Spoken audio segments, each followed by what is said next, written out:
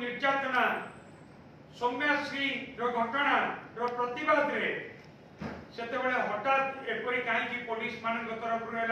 से कथा को आम बुझी पार्लु ना ए कथार स्पष्ट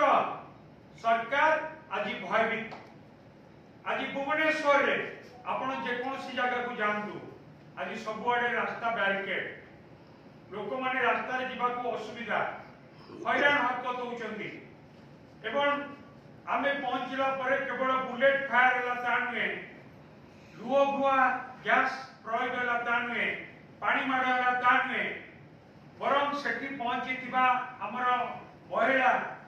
एक्टिविस्ट मानक प्रति मध्य असद जो थिले विक्षोभकारी तांको दुर्व्यवहार कले पुरुष पुलिस माने टणाउटरा करिबा ठेला पेला करिबा दुर्व्यवहार मध्य प्रदर्शन कले एवं जो बुलेट फायर हैला से बुलेट फायर रे हमरो बहुत लोक आज आहत हेकी हॉस्पिटलाइज हेचंती वो आपन को जणै रखिया को चाहे से बुलेट फायर रे वर्तमान सांसद श्रीमती सुलता देव हॉस्पिटलाइज तांको छाती रे गोली मार होइछ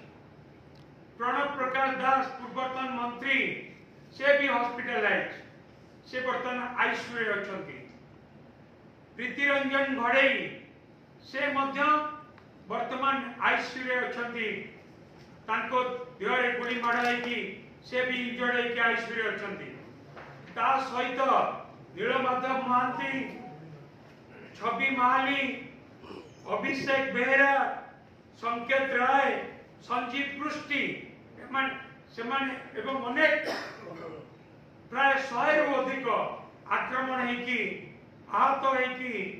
पुलिस द्वारा से आज चिकित्सा होती हॉस्पिटलाइज होती आईसीयू रे अछंती पुलिस को एपरी व्यवहार केबे भी आशा करा चामचागिरी छाड़ू सरकार रो गुंडागिरी करबा बंद करंतु जदि मोहन सरकार भाबुतिबे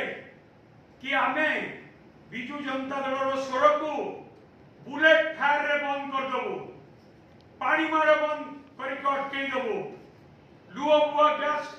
मार रे बंद कर दबो ताले सरकार जानिबा दरकार बुलेट फायर केबे भी आम आंदोलन को बंद करि परिबो नाही जे पर्यंत सौम्याश्री को न्याय न मिली जे पर्यंत ओडिशार महिला मान को न्याय न मिली जे पर्यंत ओडिशा रे महिला मान प्रति दुर्व्यवहार निर्यातना रेप मर्डर दुष्कर्म बंद न होइछि से पर्यंत